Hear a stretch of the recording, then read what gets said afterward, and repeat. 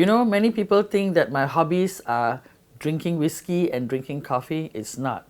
My favorite hobby is reading. So this week I'm really happy because I finally got my perfect reading glasses. Especially when there are so many things to read over the week. I can fully understand the pain when relatives have a squabble, especially when blood relatives are involved. So PM, my advice to you, please take a sabbatical and go and settle your personal affairs of your family. And the President of Singapore should do his job and appoint a committee that is made up of honest people instead of smart asses. We need honest people, good people to look at all the allegations of corruption so that this country can move forward without being worried about whether Singapore will survive or not. The best article to read is this one in Business Times by Cherian George. I think he has summarized the whole story simply in one page instead of long-winded articles. And the most important sentence is, part of the challenge of maturing our polity is to get used to the idea of operating by the rule of law, not by the rule of Mr. Lee. Because I do not think all of Mr. Lee Kuan Yew's policies were good and kind. I think some of them were quite draconian. And to many people, they were tortured by those rules of his.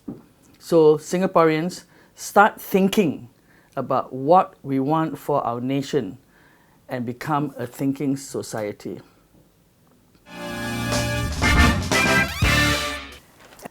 I love living in Singapore. It is truly paradise. So when our authorities make it clear that they're keeping a close watch on social media and other platforms to prevent abuse, I think they are doing a very good thing. You know, people are generally kind-hearted, and social media can be a menace.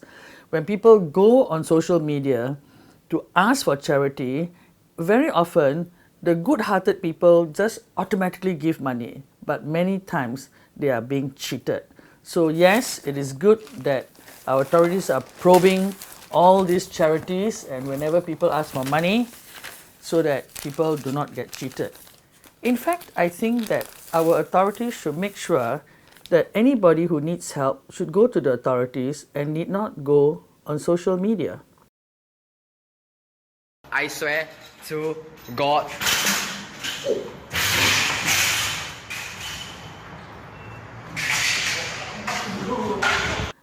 My question is, why did this kid do it? And is it because he's sick, he's psycho, what is it? But I'm told by younger people that he does it because he wants to become famous.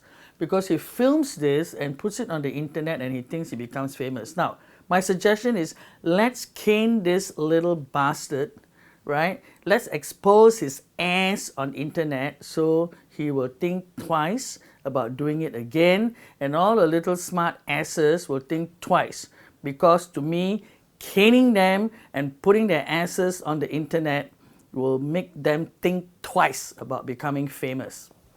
LTA moves against badly parked bikes.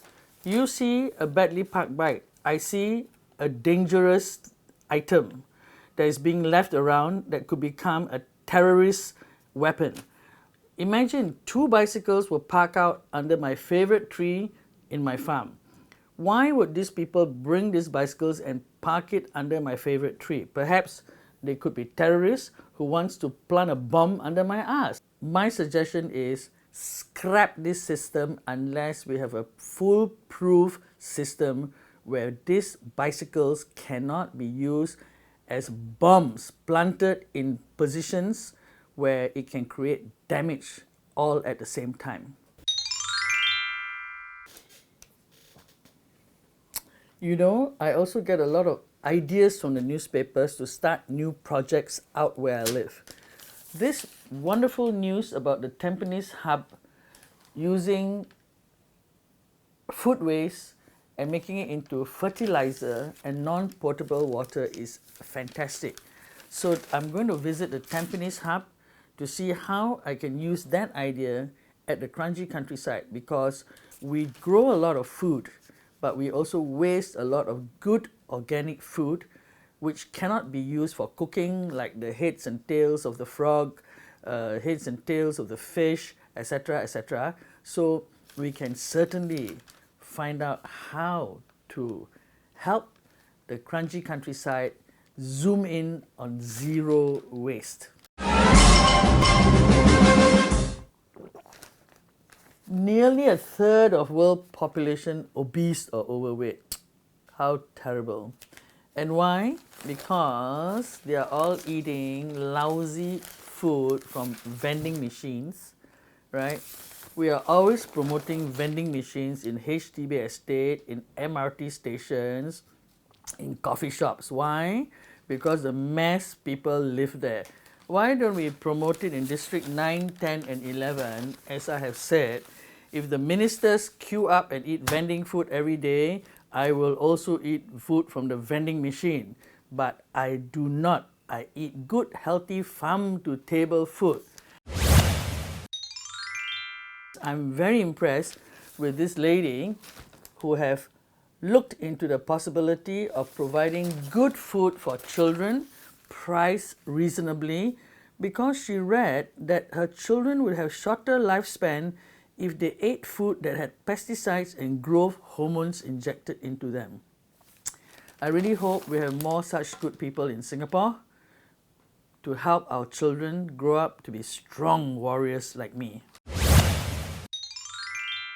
Another wonderful guy, this guy Jason Lim. I would really like to meet him, you know. He is a great person because he doesn't come from a wealthy family, etc., but he went through life as a young boy. He was a swimmer, he became a policeman, he looked around, and then finally he went into making noodles, and he turns into being Singapore's ramen king. He now represents this company that sells the ramen making machines, etc. What a wonderful story. Perhaps we should get him to speak to all the young boys and girls in Singapore who do not feel motivated to have something great happening in their lives.